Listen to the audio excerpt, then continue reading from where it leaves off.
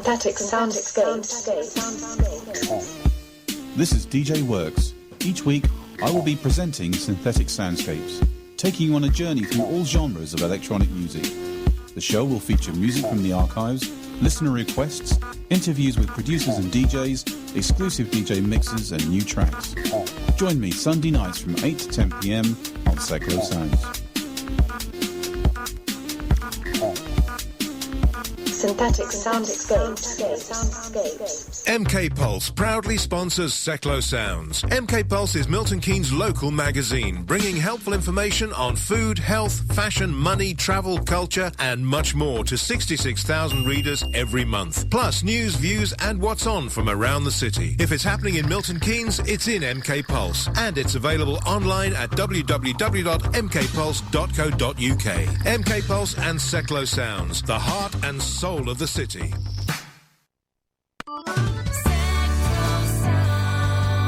Bringing people and communities together on seclosounds.org.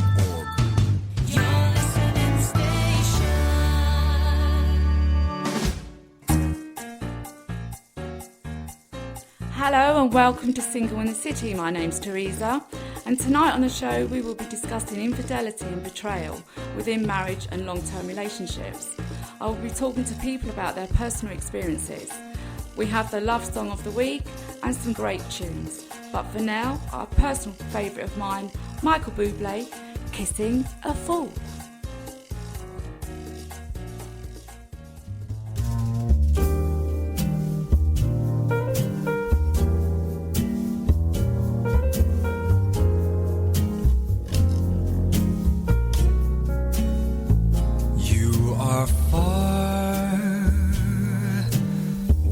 Could have been your star.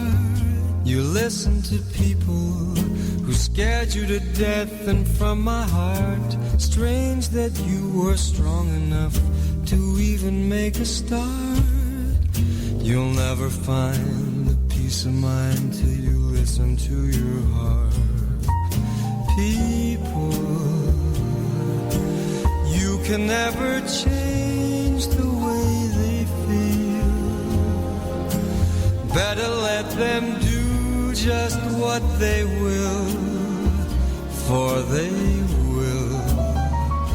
If you let them steal your heart from you, people will always make a lover feel a fool. But you knew I loved you.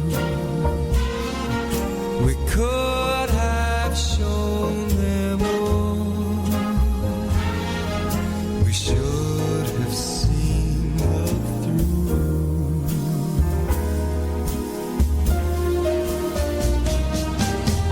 Fooled me with the tears in your eyes, covered me with kisses and lies. So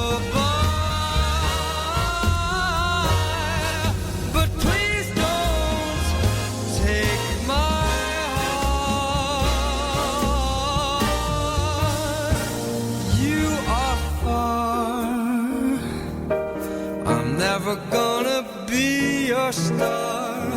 I'll pick up the pieces and mend my heart. Strange that I was wrong enough to think you'd love me too. You must have been kissing a fool. I said you must have been a kissing a fool.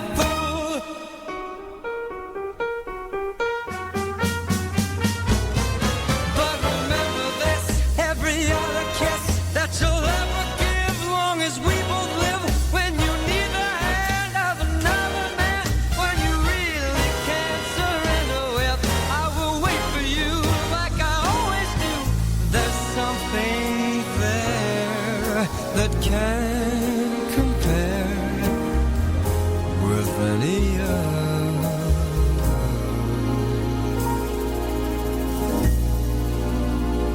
You are far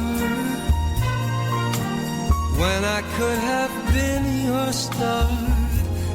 listen to people who scared you to death, and from my heart, strange that I was wrong enough to think you'd love me too. You must have been kissing a fool. You must have been kissing a fool. You must have been kissing a fool.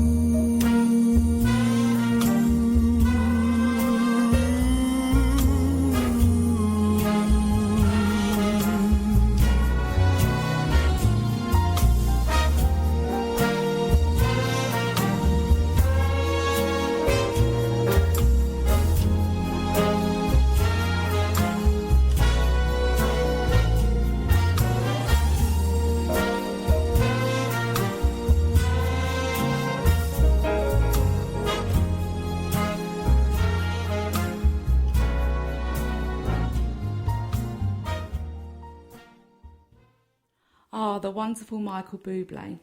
I bet you've all guessed now that I quite like him. Anyway, welcome back, and thank you for joining me here on Seclo Sounds. There are many ways you can get hold of me. I've got a Facebook page, which is MK Singles, or tweet at SpeedDateMK, or email at singleseclosounds.org.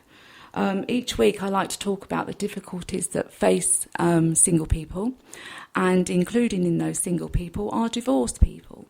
And in particular this week we want to speak about infidelity. It affects loads of households up and down the UK, and I'm now going to speak to Kim, who's kindly offered to talk about her personal experiences. Okay, I'm now going to speak to Kim. She's been kind enough to say that she would talk to us about her experience of betrayal and infidelity. Good evening, Kim. How are you? I'm fine, thank you. Good. And thanks for coming on the show. That's no problem, no problem. Oh, good. Now, tell me, how did you find out that your husband was having an affair? Well, I found out by, he was acting really strange, and the signs that you look out for, like, I know I shouldn't have done, but I was looking at his mobile, and there was things on his mobile and stuff like that, and coming home late, working late, not having a reason for that, and sort of double-checking on what he said. And then he left for 2 weeks. He said we needed to be separate for 2 weeks. How long have you been married for, Kim? Oh, then... I can't remember now. It's been so long ago. We've been separated 9 years. Right. We were married for 14 years. So probably 2 years before then. So. Right. Okay. So you'd been married quite some time before you had the affair. Yeah, quite some time. Sort of around the 7 year. You know, when you sort of like say the 7 year itch and that sort of thing. Really? I was thinking, yeah, and I was thinking, that's that, you know, the saying. But actually, he left, and then there was little things that I found out after. So I had him back for 2 weeks. He come back, yeah, and he told me that he did see somebody, but they didn't have sex or anything. He saw them, they sort of messed about in a car, and he was saying I'm really weak and all this, and then. Yeah, then he came back, and I thought we could work it through, but I couldn't forgive him, really, for what happened. And every time, like, we were in bed or anything, I used to think about him with this other person and just feel really sick. Mm.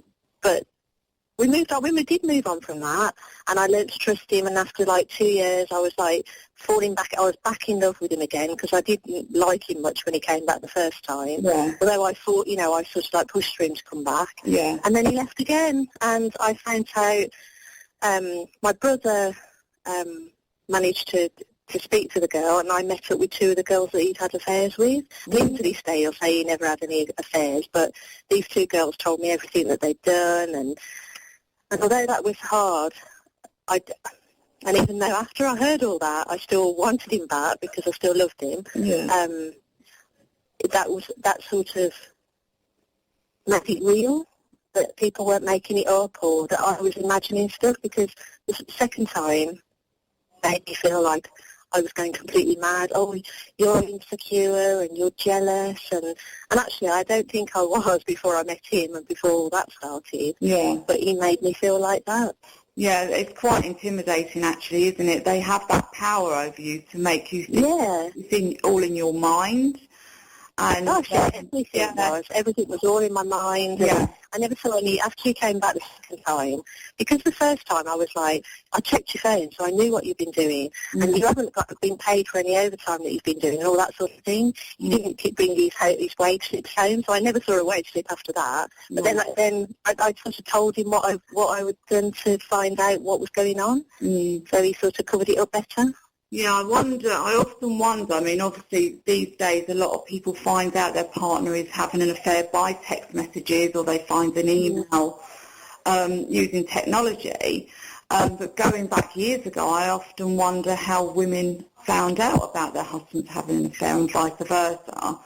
I suppose. Feeling, I think. Yeah, I don't know. I think a lot of it went on in those days. I didn't think you heard about it as often, but no, perhaps not. A friend or something would have seen them. I think that's how it went, and then they'd knock on the door and say, "Oh, I've seen your husband in the pub," or something like that. But these days it is so easy to find out that your partner's having an affair, and I don't know where it's going to lead. I don't know what's going to happen. But I'm hearing more and more of it. So did you say it was 7 years ago, Kim? 9 years now. 9 years. I've been with him 9 years, yeah. Okay, and how has that affected you and your family? Oh, well, the first time I was devastated, and then I had him back, and I had to work through that. Yeah. But when he left the second time, I just totally meltdown. I was just heartbroken. Yeah. Because I'd learned to trust him again, sort of. Yeah. And I'd just broken down, and my daughter, she's 25 now, she sort of held me up and helped me with my son, you know, and my family, my brothers especially helped out. Yeah. You know, they all sort of clubbed together and were watching out for me and making sure I was okay. Because when I said that we'd separated, people were like, no. And like, we'd just come back off holiday as well, so it was sort of the day after we come back off holiday, and he was acting really strange on holiday and sort of like gawping at other women and stuff, which he probably did with his sunglasses on, and I didn't notice that, but it was like really overt, like he was like, you know what I mean, like looking behind a paper or something, but no, he was quite open about the fact and staying down in the bar after we'd gone to bed and stuff, you know, which was really unusual for him. And so when we got back, I said, you don't have to be in this relationship if you don't want to, and he just went, no, I don't. I don't love you anymore. And I was just like, oh my gosh, I've just sort of said go, really, you know? Yeah. So there must have been something there, but he told people at work we were going on holiday to look for the spark, and I didn't know all that. I didn't know he was going to go, and so it was such a big shock, real big shock. And even though signs that we weren't getting on very well. Yeah. I mean, the thing is, at the end of the day, I mean, it does take two to tango. How did he meet these women? Do you know? Was it through work? Or? Through work, yeah, through work. Yeah. Right, okay. And is he still with the person that he had the affair with? No, not with any of them. I mean, he's been in and out of different relationships and been engaged twice and moving on from one to the other. Yeah, and how do you feel now about you potentially meeting a partner? Have you sort of lost trust in men, or...? I did for a long time, and actually I think I went out with like quite a few, like so much, really bad, a couple of people after then, like for about, I didn't date anyone for about 6 months. Then I sort of like dated loads of different people that I knew weren't right, and just for a couple of weeks, and no, this isn't right, and you know, just not in it really, you know, not emotionally in it. But just like when people like would make a bit of attention with me, I'd be like, oh, that's really nice, and I'd go out with them for a couple of weeks and think, no, this isn't what I want, and so it was really just to boost me, you know, to make me feel better. It wasn't really what I needed. So I haven't dated for about about 4 years. I haven't been out for 4 years. Okay. And that's been really good for me. I've had people say, "Oh, do you fancy going out for a drink or whatever?" But I haven't been out dating, and I think I'm ready now to be dating because I've had that break to be me and just know who I am and what I want, really. Yeah, it's very important. A lot of people can sort of rush into something. It's just very important to find yourself again, get your self-esteem back, and when you love yourself, it's so much easier for someone to love you too. So you've done the right thing, so now's the time to sort of actively start looking. Yeah. That's the scary bit. That's the scary bit, you know. Yeah. I haven't dated. I've been on internet dating and just thought, no, this isn't right. And sort of like, I know I shouldn't, but I've look through profiles and you just sometimes don't even look at what they're about. You just look at the pictures and go, delete, delete, delete. And I know that's really wrong, and I dare say people are doing that with my photos and stuff, you know. But so I don't get internet dating, you know. I just don't. It doesn't work. I don't think it's working for me. No, okay. Well, it will work. I mean, you just have to know how to actively search.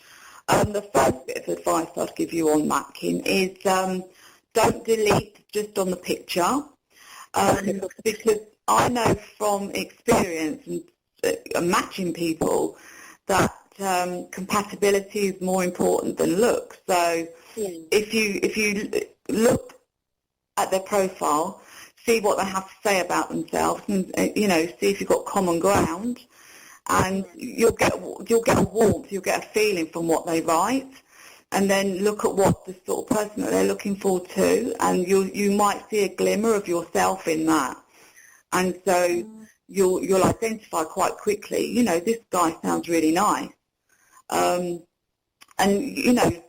look against the picture, because too many nice people are being dismissed on what they look like, you know. Yes. And that is how you will be successful in internet dating, is sort of stop looking at the pictures, start looking at the profile, and look within a geographic sort of 20-mile radius of where you live, because ultimately a long-term relationship will only work if geographically it's going to work for you. So I would give that a go, definitely. And I'm really pleased that you've come out of that fog. And it's not a very nice thing to happen. It happens every day, sadly. Yeah. It's not when you've got children, or when you've got, other commitments, like I was working full time. It's really hard to deal with your heartbreak as well as work. And I think I ended up taking some time off work, but I have that because of finances, and exactly. You have to get up and just get on with it when you've got kids. Did you go on antidepressants or anything like that, Kim? I did, actually. I had been on them before, and then I did go back to the doctor and say I need to go back on them because I know that they take a couple of weeks to work, and I needed them to start kicking in and numbing things. So they sort of numb my feelings, so I needed that just to recover, really. Yeah, some people just need that little boost, don't they, temporarily. And they can work, but as long as something gets you through, that's the main thing, isn't it? Yeah, that did get me through. But thank you for coming on the show, and no problem. Well, that was the lovely Kim giving her experience of infidelity and betrayal. And now we're going to play the love song of the week, which was a request by Sarah on Facebook, and the song is Dire Straits' Romeo and Juliet.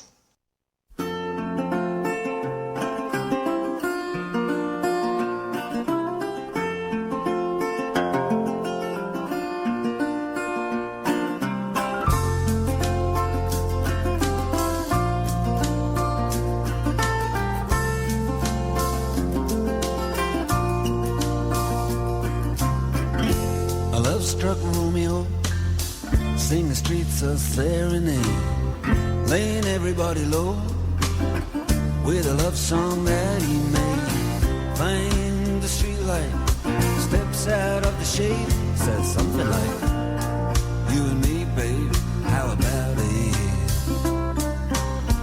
Juliet says, hey, it's Romeo, give me a heart attack. He's underneath the window, she's singing, Eli, my boyfriend's back.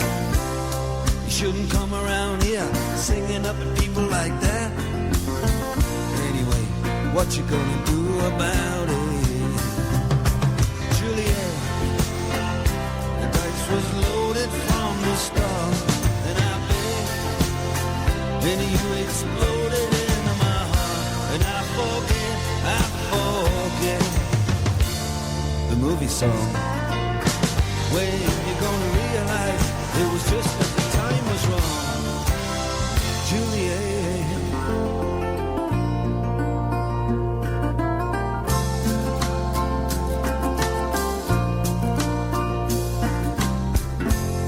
Come up on different streets, they both were streets of shame. Both dirty, both mean, yes, and the dream was just the same. And I dreamed your dream for you, and now your dream is real. How can you look at me as if I was just another one of your deals? When you can fall for chains of silver, you can fall for chains of gold, you can fall for pretty strangers, and the promises they hold. You promised me everything, you promised me thick and thin, yeah. Now you just say, oh, Romeo, yeah. You know, I used to have a scene with him, Juliet. When we made love, you used to cry. You said, I love you like the stars above, I love you till I die. There's a place for us. You know the movie song. When you gonna realize it was just that the time was wrong, Juliet.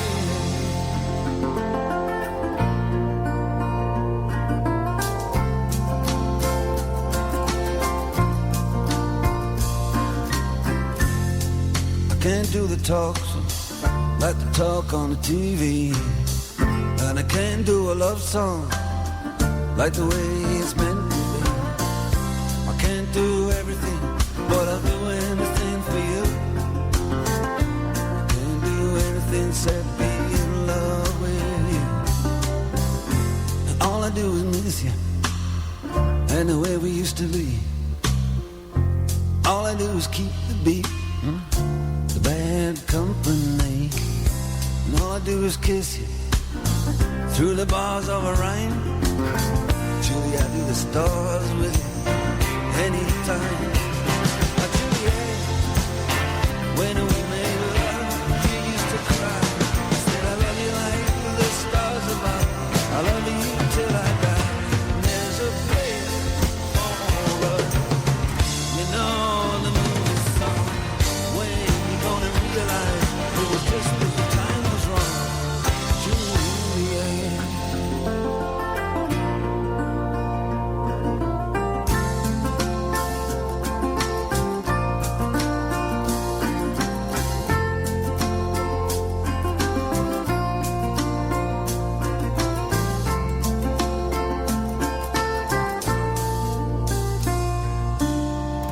In a love-struck Romeo, you sing the streets of serenade, laying everybody low with a love song that he made. Find the convenient street light, steps out of the shade, he says something like, you and me, babe, how about it?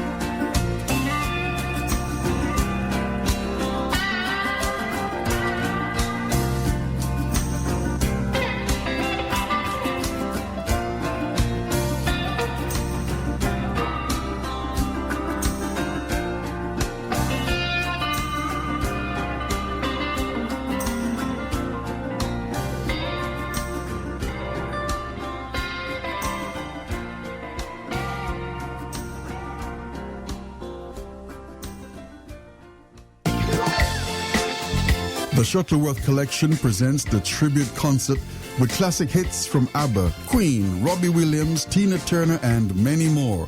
Advance tickets £25. Available from shuttleworth.org/tickets. Book for 10 or more for a 10% online discount. The tribute concert, Sunday, August 17 at the Shuttleworth Collection, Old Warden, Bedfordshire. What a great love song. I haven't heard that for many, many years. Thank you. If you have a love song of the week, please send it in on the Facebook page, MK Singles, or tweet at SpeedJMK. You can win a prize, actually. Entry into Music and Friends events that are happening in Milton Keynes. So you get free entry and a bottle of wine. So throw in your love songs. I think we're having some technical issues tonight, so if my voice sounds awful, don't turn it off, just turn it down. So I'm sorry about that. But anyway, we're now going to speak to Ian, and he's going to give his insight to finding out about his partner's affair. So how did you find out your wife was having an affair, Ian? Right, so what happened was we moved in together, as I say. We was okay. I was working shifts, doing some night times. Yeah. And, well, a few weeks or a month or so after we moved in together, I was put on a 6 till 2 till 10 shift. Yeah. Which, you know, is a bit awkward at times with relationships, I suppose, and it kind of does mess with your mind. Yeah, can do. Of course, when it comes on the 6 till 2, I could go and pick her up from work when she finished. And one time, she texted me to say, don't pick me up for another hour or more. I've got some more work to do at work. Okay. I thought nothing of that. No. Then what happened was she said she was going out for an evening with her friends from work. Yeah. Which, to me, no problem at all. I was fine with that. I still went out occasionally with a couple of my friends and had a drink, you know, which, you know, we were both okay about. Yeah. So that the next working day from that was the Monday, because she went out the Saturday night. Yeah. And I spoke to a friend at work when I eventually went to pick her up. Yeah. And I said, did you enjoy your night out? And she said, well, what night out? Oh. I said, the night out you had Saturday? And she says, well, no, we didn't go out. Mm. And so that kind of rung an alarm bell with me. Yeah, it would do. But just before that, she was getting some text messages, sort of mid-late evening. Yeah. And she kept saying it was a friend. A friend was just going through a bit of a rocky patch in her relationship, I believe. She just had another child, which was causing a bit of problem between the two of them, I believe. So that's all she was saying. She said it was that. Right. So I think it was a case of there was more text messages coming through, and I kind of thought... it was a bit odd. It was a bit odd, yes. It was a bit odd. And so the one day, she texted me again to say, pick me up from work at 5:30, I think it was. Mm-hmm. And I thought, oh, that's a bit odd again. It's the third time this week, like, you know, she's been late. So I kind of went up to where she works a little bit earlier. Yeah. And your suspicion was rose, really, wasn't it? You thought something was odd. Yeah, my suspicion was starting to rise then. Yeah. So as I kind of went up, and as I pulled up by the gates, she was standing there with somebody. Thought nothing of that. I just thought it was probably one of her work colleagues, and just waited. Didn't do nothing, just waited for her. Yeah. It was then, again, she said, we've got another night out. So I thought, again, what do I say? Do I believe her or do I say something? Well, again, I trusted her. And I basically said, okay, fine, no problem. It's the weekend again. Don't have to worry about our son. will be with me, no problem whatsoever. And again, a few days before and up until Friday night, texted Todd Hours again, and I thought, that's definitely up now. Yeah. So sneakily, on the Monday morning when I actually woke up for work, she'd left the phone in the living room. Yeah. So I kind of picked it up and started looking through the text messages. Yeah. And that's when I found out she was seeing somebody. God. So I didn't say nothing. I didn't wake her up. I didn't do nothing. I just put the phone back, went to work, and then when I came home from work, she either found out I'd been looking at these messages or whatever, because I got back and she packed a bag. Right. Thought, okay. So she took my son out the flat, Mm-hmm. and I says, look, I did leave a note for her just before this to say, I've got a feeling I know what's going on. You're seeing somebody. Yeah. And everything like that. So I got back home from work. She packed a bag. I went to her mum's to find out if she'd left my son there, but she'd taken him. Mm-hmm. And I subsequently texted her to say, what's going on? Are you moving out or what's going to happen? Yeah. Well, she then said, I'm going to move out. Now, this was a year after we'd started living together. Yeah. So it was just up to a year of us living together. And we then had our little moments, of course, as you do, arguments and everything. She brought my son back to the flat and then just moved out. That was it. God. So, of course, there's me being at work, having to rely on her mum or my parents. Yeah. While I was at work. Childcare. Mm-hmm. Yeah, yes. I mean, thankfully her family was very decent and whatever, as I say, apart from herself, but her family was fine. And my family were great as well. So how old was your little boy then? He was just turning 3. Oh, gosh. So he was tiny, wasn't even at school. Yeah, so we hadn't got a real clue of what was going on. Mm. Yeah.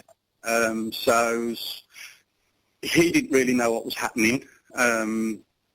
He just knew that he was going to his nan's, and that was it, really. Mm.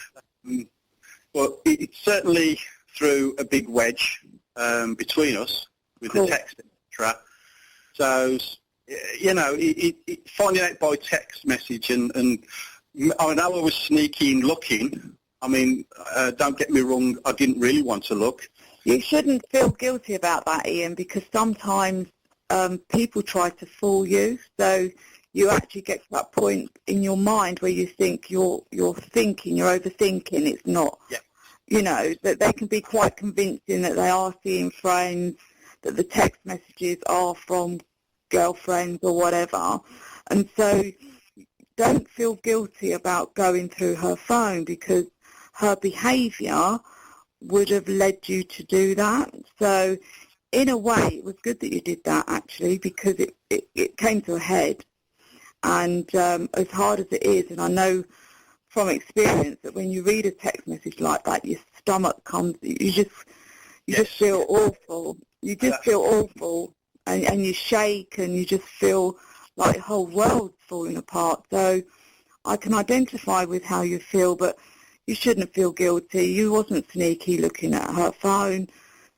She was the one that was hiding things. And the thing is, with technology now, the majority of affairs are actually found out that way, sadly. Someone forgets to delete a text message or something like that, and that's how it's found out. So it's awful. Go back to the first lot of mobile phones. I mean, my son's just turned 17 now, so so it's been that long ago that it happened, but it still kind of hurts in that sense as to what happened. Yeah. How it kind of affected him in one way, as well as myself in trusting people, I suppose. Yeah, absolutely, because it's very hard to trust when you've been deceived so badly like that, isn't it? Yes.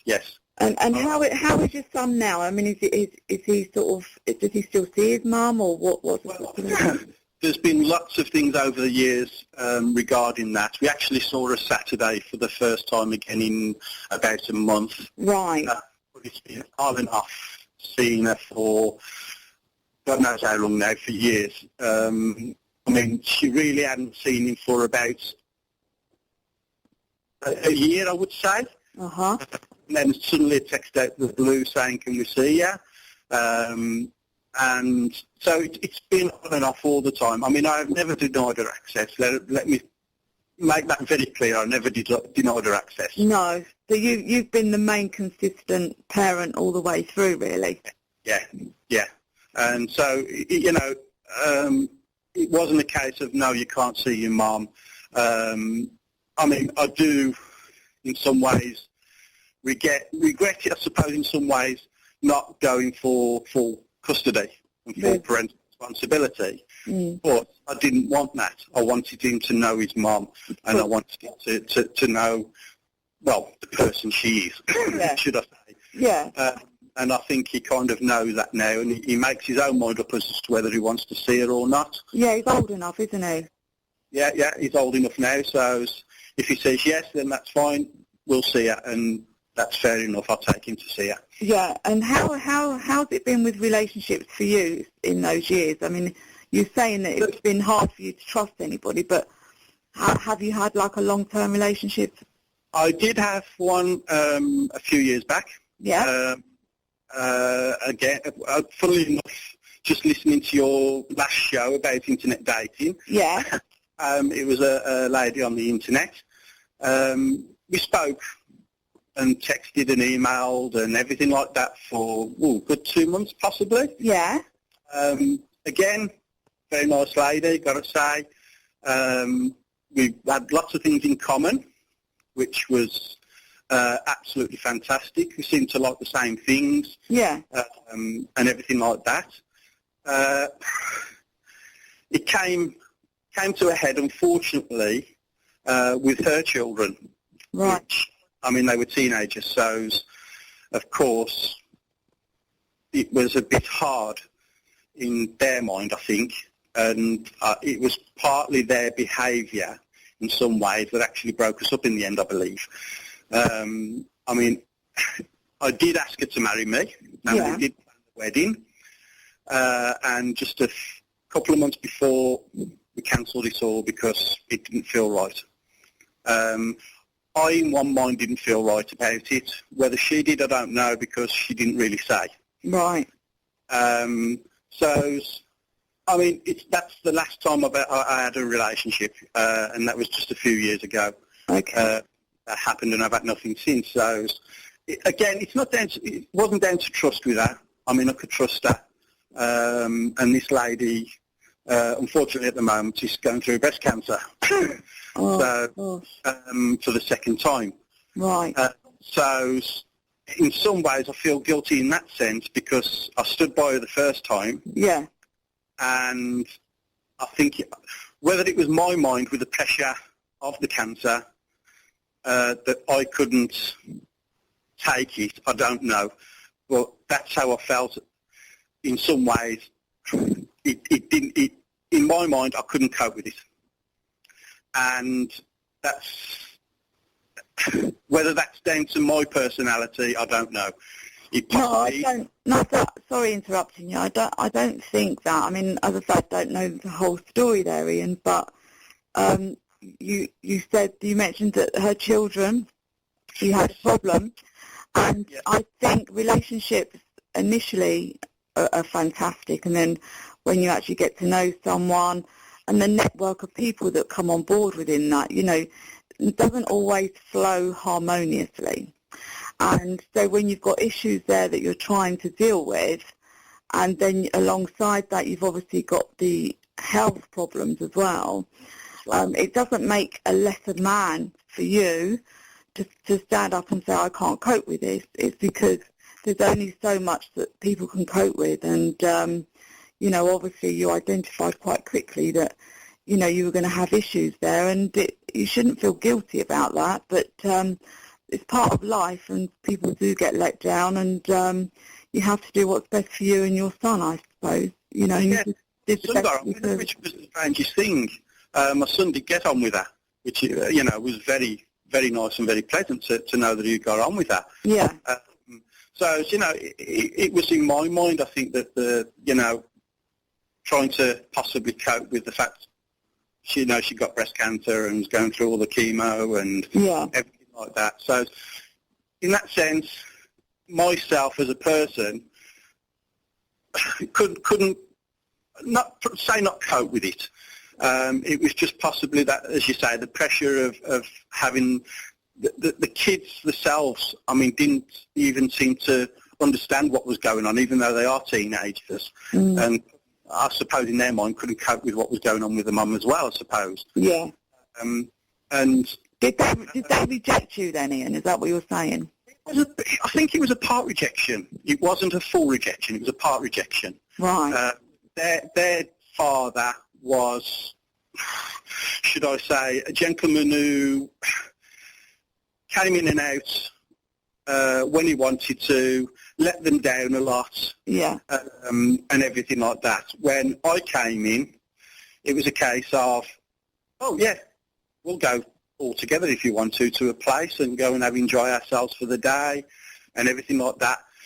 But then when he came on and said something, it was, oh, he does this and he does that, and and it was a case of, oh, okay, then I'm just going to step back, try and not argue, and keep it out of the way. Yeah. That was the hardest thing to try and do with the relationship as it was. So hard, isn't it? It is, Teresa, and unfortunately, as I say, I think in my mind I got to the point where I thought, okay, it's not going to work. Yeah, it's not going to work.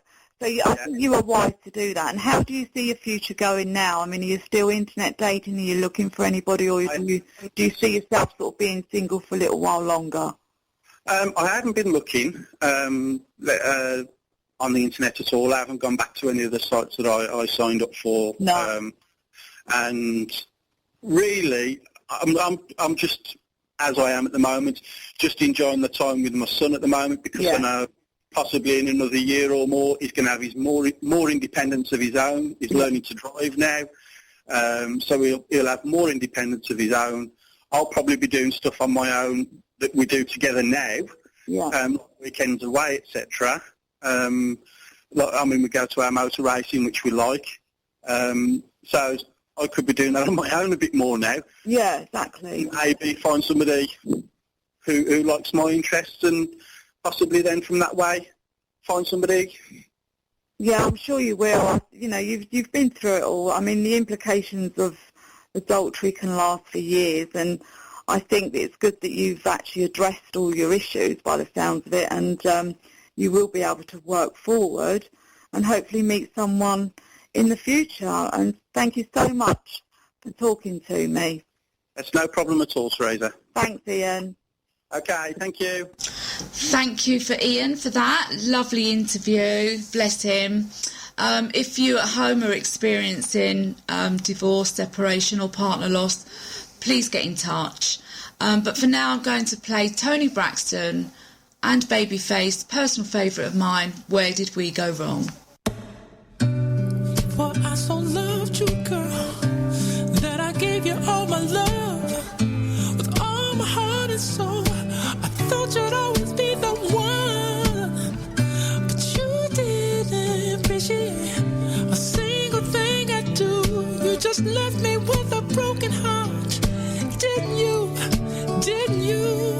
Ooh, I tried to tell you, baby, tried to tell you 1,000 times. Ooh, you wouldn't listen, baby, no matter how hard I tried. But you didn't see that I was so in love with you. Then you went to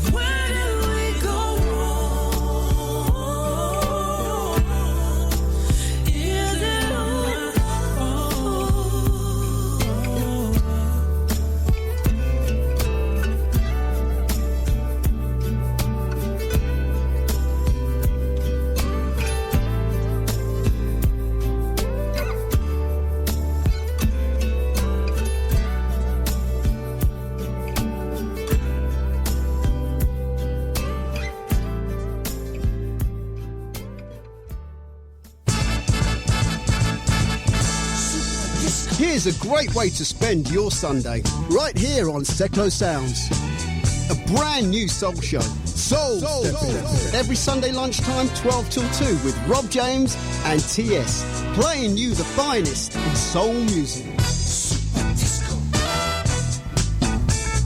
We shall be featuring the album review, a local gig guide, and our spotlight feature on the artists, not forgetting you the listeners with your dedications.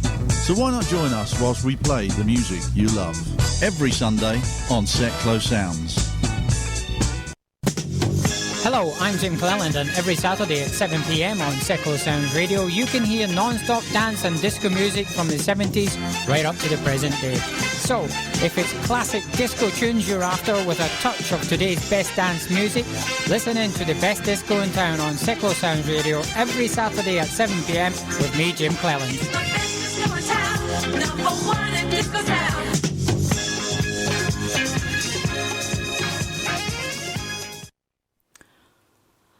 Well, welcome back to Single in the City. I'd like to thank the guests tonight that I know it was telephone interviews and I think we did have some technical issues, but I hope you managed to listen and can empathise, really. Infidelity and betrayal can affect any of us at any time. And I think my guests were very open and honest about their experiences. And I know many of you at home would have experienced it or know someone that has, really, which is why Single in the City is so important for the people of Milton Keynes and surrounding. The show's about bringing awareness to what's happening up and down the streets in the UK, but in particular in Milton Keynes. My advice to all of you that are going through it right now, because I know a lot of you are because you contact me on my Facebook page, just keep strong, really. People that leave you, it's not a reflection on you. It's many things, you know. Relationships aren't easy, and the ease in which people can fall out of love, it's happening. What can you do about it? Nothing, really. From experience, as hard as it is, just let them go. Let them go on their journey, which will then leave you on your journey to get better, to get stronger and survive. And I know from experience you will survive.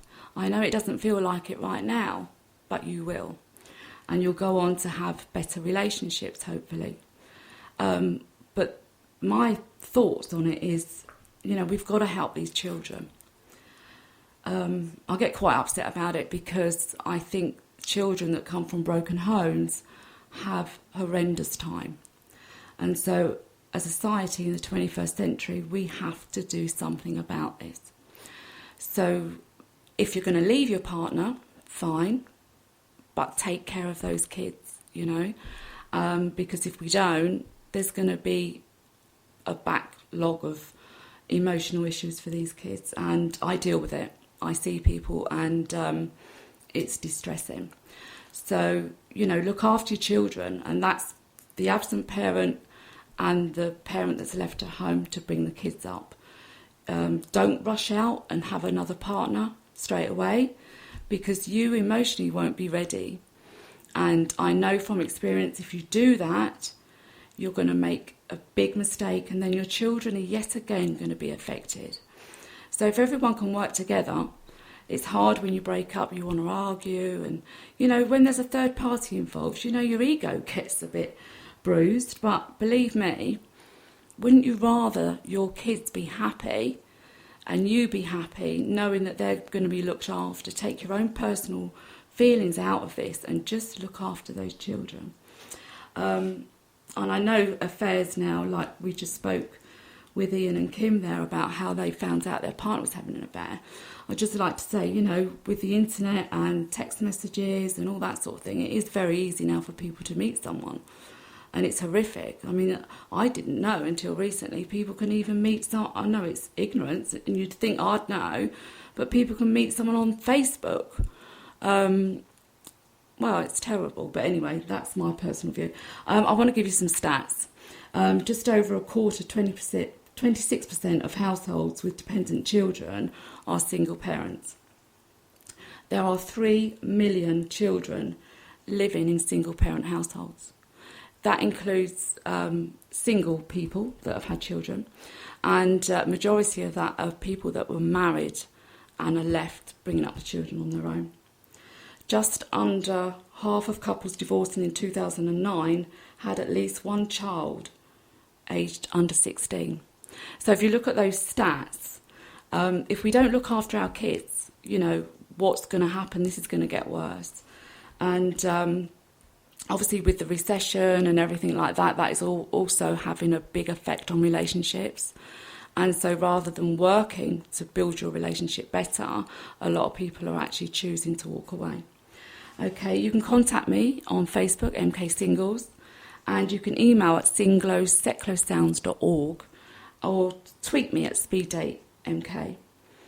In a future show, I'd like to talk about blended families.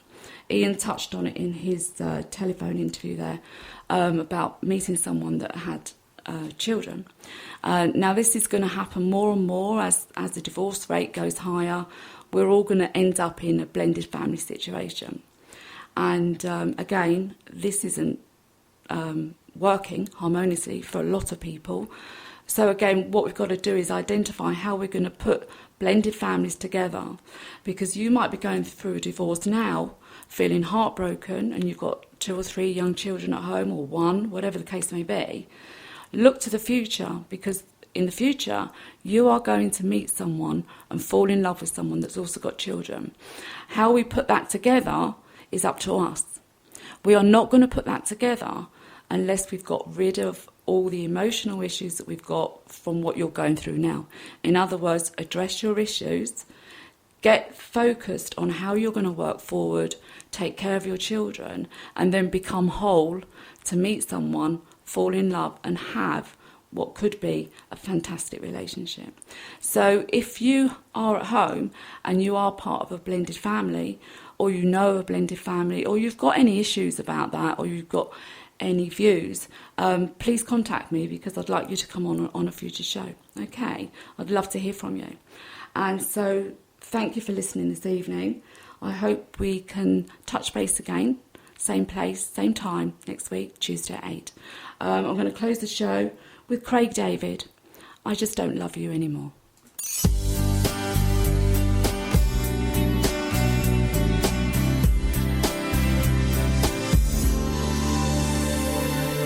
For all the years that I've known you, baby, I can't figure out the reason why lately you've been acting so cold. Didn't you say if there's a problem we should work it out? So why you giving me the cold shoulder now, like you didn't even want to talk to me, girl?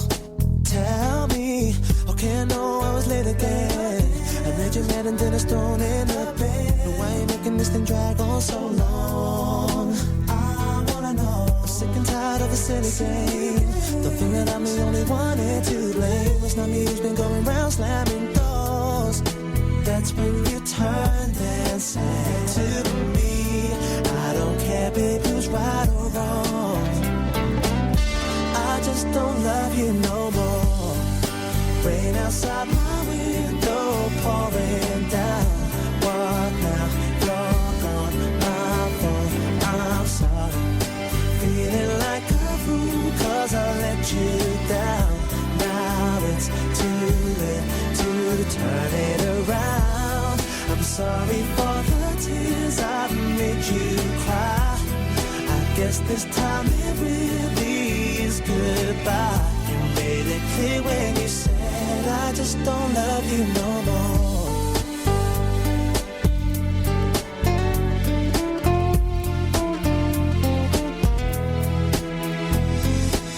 I know that I made a few mistakes, but never thought that things would turn out this way. Doesn't make sense to me now that you're gone. I see it all so clearly. Me at the door with you in a state, giving my reasons, but as you look away, I can see a tear roll down your face. That's when you turned and said to me, I don't care, babe, who's right or wrong. I just don't love you no more. Rain outside my window pouring down. What now? You're gone, my fault, I'm sorry. Feeling like a fool 'cause I let you down.